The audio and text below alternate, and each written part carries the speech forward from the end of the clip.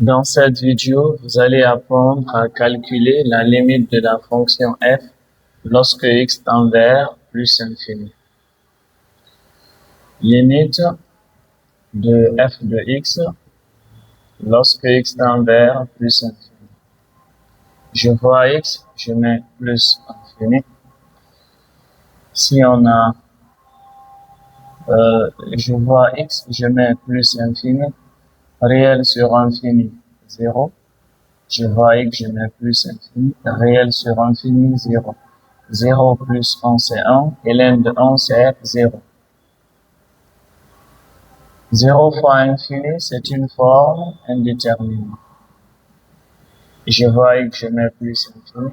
Je vois x, je mets plus infini. Réel sur infini, 0. 0 plus 1, c'est 1. Et ln de 1, c'est 0. 0 fois infini, c'est une forme indéterminée. Levons l'indétermination. Levons l'indétermination. La façon la plus simple pour lever l'indétermination avec ln, c'est de penser à une limite de référence. La façon la plus simple pour lever l'indétermination avec ln, c'est de penser à une limite de référence. Une limite de référence avec ln lorsque x tend vers plus infini. On a la limite de ln de x sur x quand x tend vers plus infini, c'est 0. Plus généralement, limite de ln de x sur x exposant n lorsque x tend vers plus infini, ça c'est 0. Avec n strictement supérieur à 0. N n'est pas forcément un entier, mais un nombre qui est strictement positif.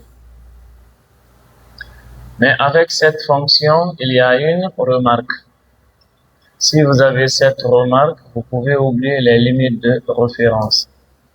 Avec cette fonction, il y a une remarque. Si vous avez cette remarque, vous pouvez oublier les limites de référence. C'est quoi cette remarque? Devant ln, vous avez 1 plus une expression qui tend vers 0. Devant ln, vous avez 1 plus une expression qui tend vers 0. Devant ln, vous avez 1 plus une expression qui tend vers 0. 2 sur x là tend vers 0. Parce que 2 sur x tend vers 0. Si vous remplacez x par plus infini, réel sur infini, c'est 0. Si vous remplacez x par plus infini, réel sur infini, 0. Si l'expression, si devant ln, vous avez 1 plus une expression qui tend vers 0, il faut penser à la limite de ln de 1 plus x sur x lorsque x tend vers 0 égale à 1. Si devant ln, vous avez 1 plus une expression qui tend vers 0, il faut penser à la limite de référence. Il faut penser à la limite de ln de 1 plus x sur x quand x tend vers 0 égale à 1. Changement de variable. Devant ln, on a 1 plus une expression qui tend vers 0. On pose que 2 sur x égale à grand X. Posons que 2 sur x égale à grand X. Si on change la variable, on doit changer la tendance. Petit x tend vers plus infini. Réel sur infini, 0. Réel sur infini, 0. Donc grand X tend vers 0. Bien, on a la limite de f de x.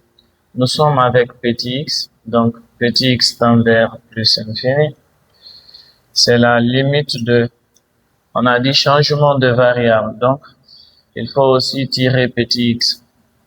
On nous a dit que 2 sur petit x égale à grand X. Égalité de fraction, règle de bras croisée. Petit x fois grand X, petit x, grand X égale 2 fois 1, c'est 2. On va tirer petit x. Petit x, c'est 2 sur grand X.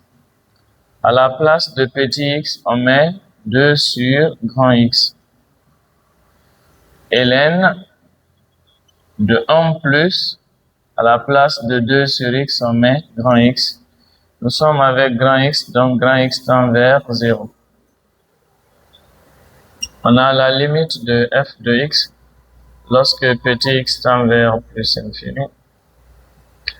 N'oubliez pas, x là, c'est au dénominateur. On a la limite de 2 ln de 1 plus grand X sur grand X. Grand X tend vers 0. Or, la limite de ln de 1 plus grand X sur grand X lorsque grand X tend vers 0 égale à 1. La limite de f de x lorsque petit x tend vers plus infini, vous remplacez la limite de ln de 1 plus x sur x quand x tend vers 0, c'est 1. 1 fois 2, c'est qui donne 2. Merci.